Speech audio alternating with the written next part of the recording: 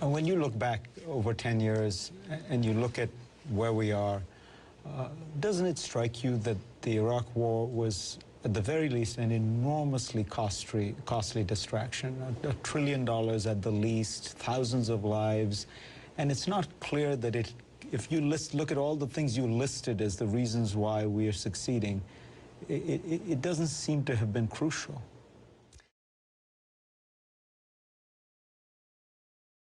I think the world's certainly a better place with Saddam Hussein gone. But that's not the question. The question is, was it central to the war on terror?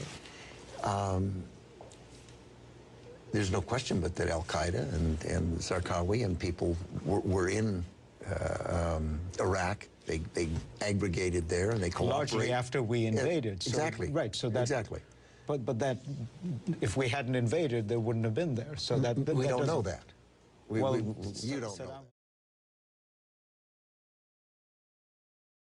Well, I don't know that. But they went in to fight us. So since we weren't there, why would they have gone into Iraq? I mean, well, why have they gone into Yemen? Why have they gone into Somalia? Why do the Al-Qaeda go anywhere? They go where it's hospitable. Right, and Iraq hadn't been hospitable. I mean, Saddam Hussein had not been. Zarqawi'd been there.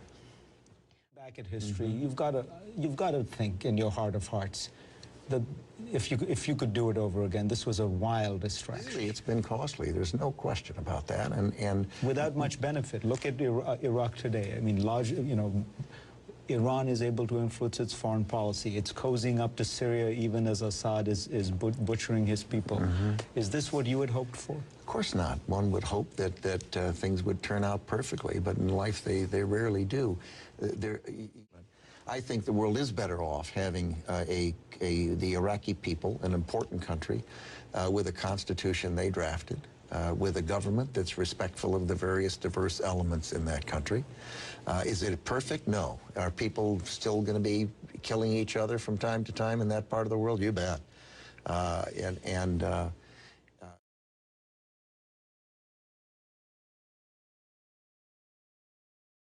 Perfect? No. Are people still going to be killing each other from time to time in that part of the world? You bet.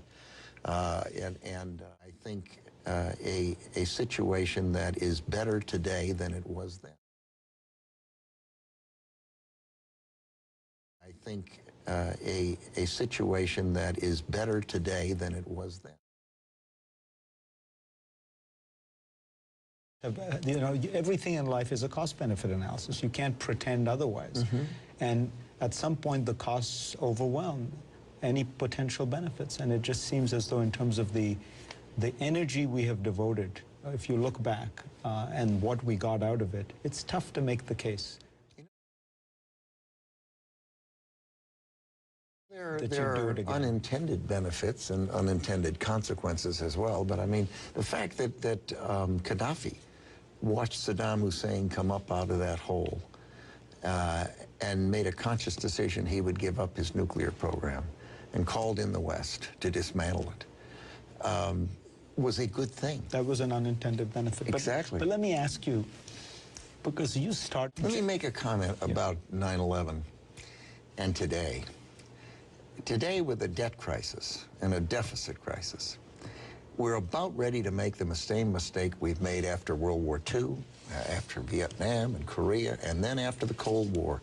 Pare down our intelligence, cut the budgets in the Defense Department, and think we can get away with it. We got away with it in earlier years.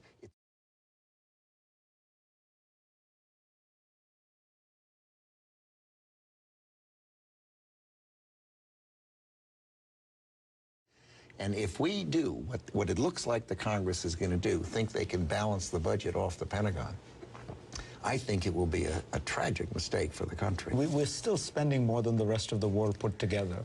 We're still spending 6 to 8 times more than China. Would you rather have Somalia spend more, or Sudan? No, but my point is there's room. You ran the budget up so high that there's room to come down without